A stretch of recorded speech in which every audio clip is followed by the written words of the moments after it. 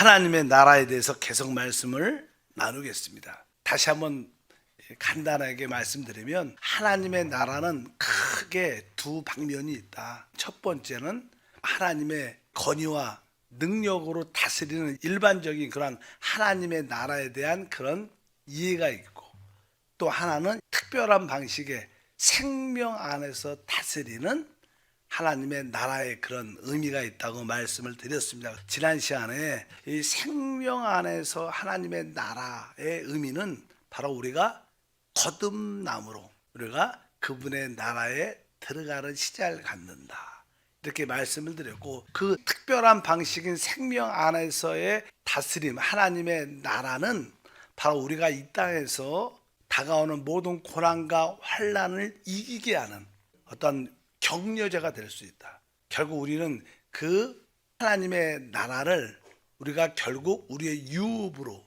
상속으로 받게 될 겁니다. 그래서 그것은 하나님 나라는 사실 앞으로 우리에게 나타날 우리의 운명이죠. 우리가 이 땅에서 당신은 나의 운명이다, 꼭 만나야 될 운명이다. 우리는 결국 특별한 방식의 생명의 하나님의 통치 안에 하나님 나라를 우리는 상속, 유업받게 될 것이다.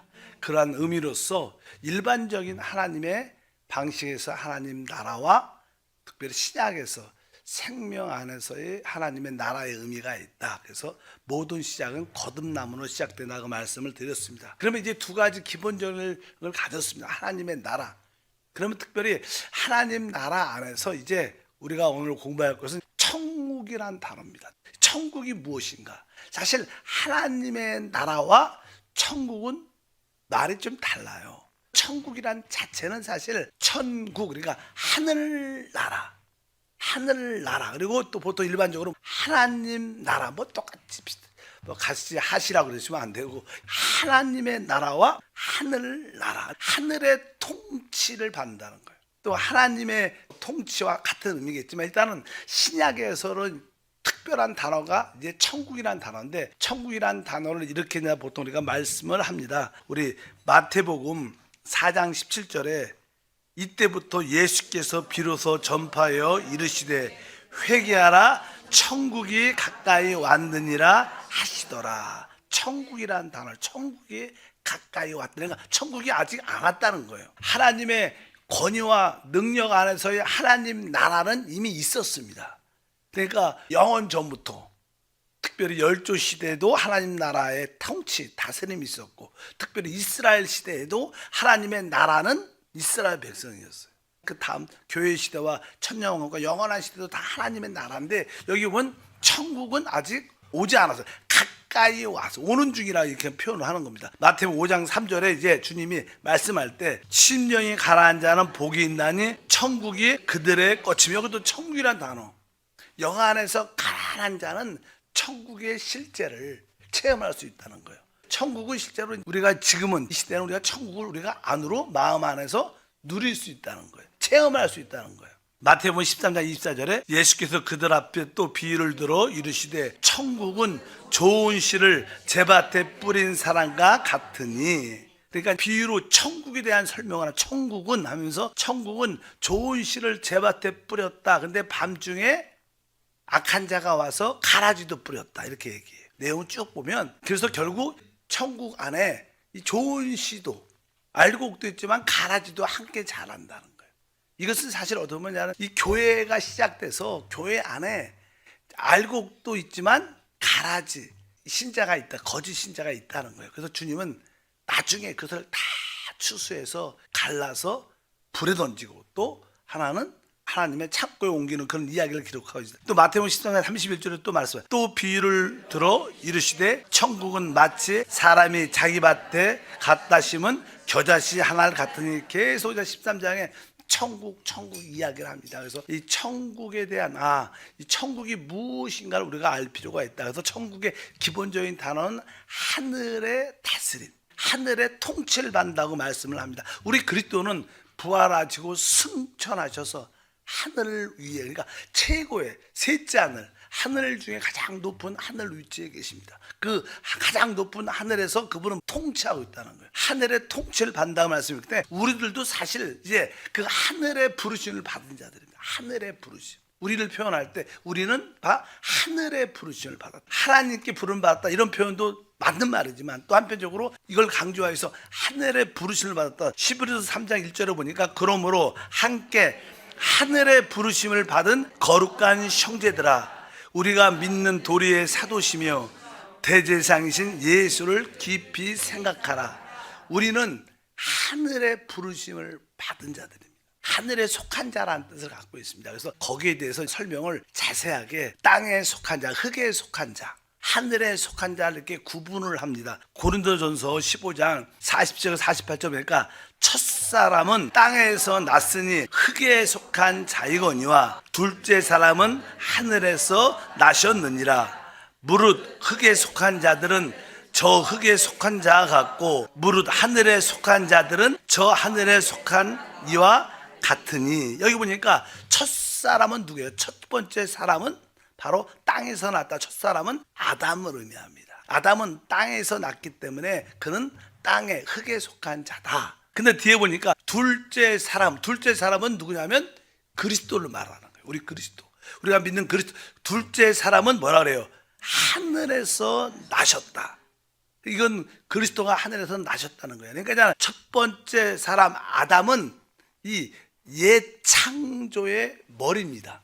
옛창조의 대표자예요. 근데 둘째 사람 그리스도는 하늘에 속한 새 창조의 머리셔요. 옛창조의 머리와 새 창조의 머리가 있는데 이제 하나님의 부름을 받지 않은 사람들은 다 아담에 속해 있어요. 흙에 속한 자들은. 그 뒤에 다시 한번 48절을 보세요. 무릇 흙에 속한 자들은, 이게 여기 복수죠. 흙에 속한 자들은 누구에?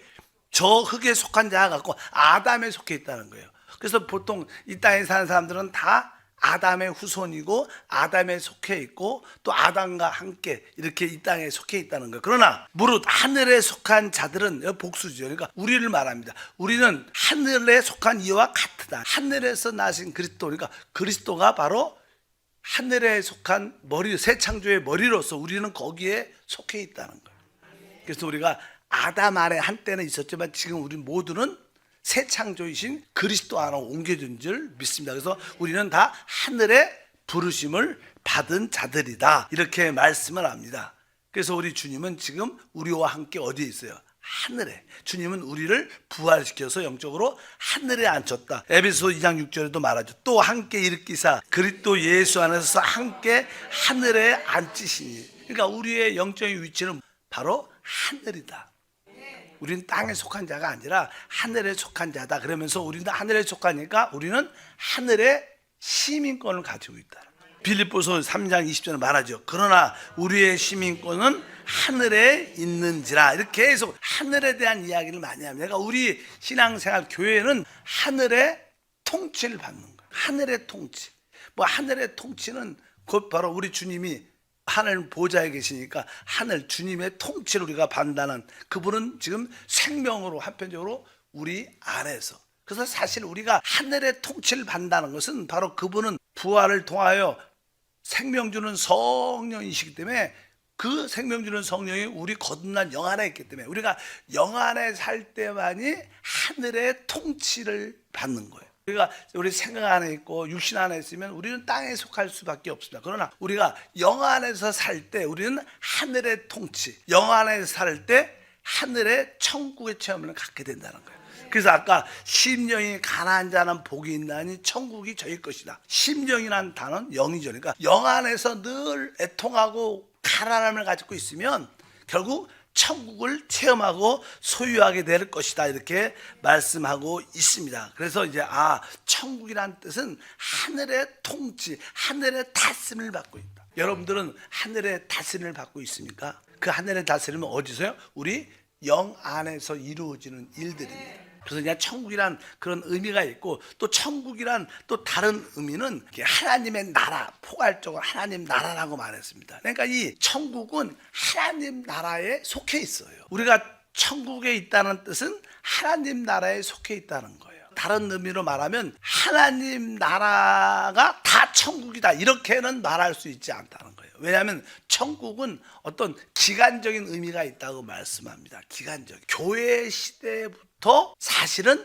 다음 이 땅에 세워질 천년왕국, 보통 그런 기간을 보통 우리가 천국이라는 기간이라고 어떤 지칭을 해요. 그러니까 전체는 하나님 나라고, 오순절날 성령이 부어지고 교회의 시대, 은혜의 시대부터 다음 시대, 천년왕국 시간을 보통 우리가 천국이란 단어를 씁니다. 그리고 이제 이렇게 말씀하는데, 이 천국은 한편적으로 우리가 하나님의 나라, 왜? 그 안에 속해 있기 때문에 하나님 나라라고도 불리운다. 그래서 마태는 천국이란 표현을 하고, 또 마가는 기록할 때 하나님의 나라 이렇게 같이 표현합니다. 우리 보니까 마태복음 4장 17절에 다시 이때부터 예수께서 비로소 전파하여 이르시되 회개하라 천국이 가까이 왔느니라 하시더라. 이렇게 말하지만 마가복음 1장 15절에는 이르시되 때가 찼고 하나님 나라가 가까이 왔으니 회개하고 복음을 믿으라. 그러니까 여기 마가는 하나님의 나라가 갖고 왔다고 말하고, 마태는 뭐라 그래요? 천국. 그러니까 천국은 하나님 나라 안에 속해, 그러니까 천국을 하나님 나라다 이렇게 말할 수 있는 거예요. 근데 하나님의 나라는 다 천국이다 이렇게 말하는 것은 맞지 않는 겁니다. 왜? 그 속해 있기 때문에. 그래서 항상 이 천국을 하나님 나라고도 말할 수 있다 이렇게 의미합니다. 특별히 이런 단어가 마태복음 13장 11절 동일하게 나옵니다. 대답하여 이르시되 천국의 비밀을 아는 것이 너에게 허락되었으나 그들에게는 아니 되었나니. 마태는 이렇게 말하죠. 천국의 비밀이 너희에게, 믿는 자들, 주 예수를 믿는 자에게는 허락이 됐다는 거예요. 그러나 다른 사람들은 그렇지 않다는 거예요. 그럼 마찬가지로 마가복음 40일 똑같은 얘기입니다. 이르시되 하나님 나라의 비밀을 너에게는 주었으나 외인에게는 모든 것을 비유로 하나니. 그러니까 이 단어를 통해서 천국을 하나님 나라라고도 부를 수 있구나, 이런 이해를 우리가 가지면 되고, 그래서 천국은 아까 말씀드린 것처럼 오순절날 성령이 부어진 교회, 은혜 시대부터 시작해서 지금 우리가 은혜 시대죠. 그래서 우리는 이 천국을 어떻게 맛볼 수 있는 거예요, 이 땅에서. 그리고 다음 시대에 천국이 이 땅에 진짜 일어나죠. 진짜 천국이 이 땅에 세워집니다. 그때 우리는 천국의 나타남을 줘서 실제로 그것을 누리게 될 줄 믿습니다. 그리고 나서 이제 땅이 새롭게 돼서 영원한 새 하늘과 새 땅과 새 예루살렘, 영원한 시대가 시작되지만, 일단은 이 땅에서 이루어질, 예창조에 이루어질 그 교회 은혜 시대와 다음에 이 땅에 세워질 천년 왕국 기간을 보통 우리가 천국이라고 말씀을 합니다. 그래서 사실 오순절 예수님이 죽으시고 부활하셔서 성령이 부어질 때부터 뭐가 시작돼요? 교회가 시작돼요. 교회 시대. 성령이 이 우리 가운데 부어지기 전에, 오순절 날에 이르기 전까지는 아직 천국은 시작이 안 된 거예요. 그래서 침례 요한도 천국이 가까이 왔다, 예수님도 복음을 전할 때 천국이 가까이 왔다, 아직 안 왔다는 거예요. 한편적으로 또 제자들도 천국이 가까이 왔다고만 말합니다. 그리고 예수님이 이제 죽으시고 부활하시고 성령이 부어진 그날부터 사실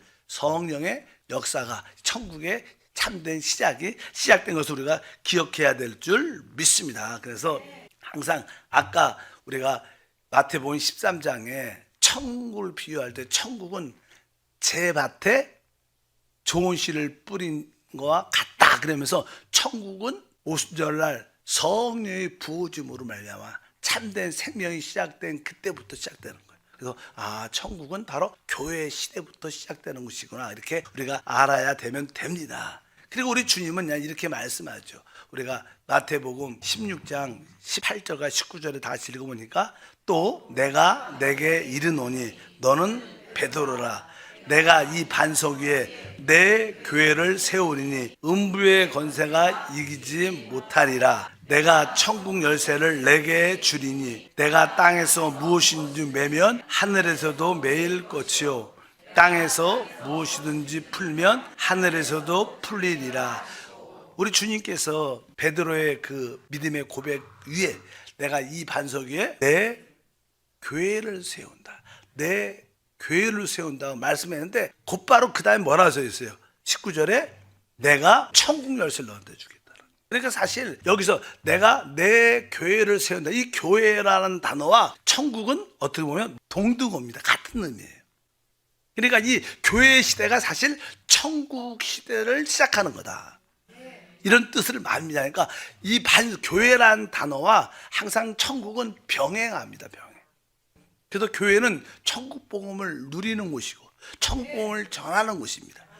그래서 이제는 우리가 천국에 대한 이해를 가질 필요가 있다. 천국은 바로 하나님 나라, 전체적인 하나님 나라에 속해 있고 어떤 한 일정한 어떤 기간이다고 우리가 알 필요가 있습니다. 그래서 여러분들이 이제 우리 교회 생활, 우리 교회는 사실 하늘의 통치를 받는 곳이에요. 그래서 이곳이 뭐 하나님의 나라입니다. 왜? 교회는 뭐예요? 여러분과 저지요. 또 구원받은 거듭난 우리의 영을 말하고 우리가 하나 된 그리스도의 몸을 말합니다. 우리의 몸, 우리 모두는 사실 하늘의 통치 가운데 있어요. 그래서 사실 그 하늘의 통치는 그분이 성령으로 우리 안에 오셨기 때문에 우리 안에 내적인 성령의 인도에 우리는 어떻게 순종을 해야 되는 거예요. 여러분들이 하늘의 통치를 받는다면 우리 안에 있는 성령의 기름 부음에 순종해야 하늘의 통치를 받게 되고 여러분들은 천국의 실제를 누릴 수 있고 체험하게 되는 줄 믿습니다. 그래서 이제 천국은 두 번째 중요한 의미는 천국은 이 세 가지로 이렇게 설명되었어요. 천국은 실제로 우리가 체험적으로 가질 수 있습니다.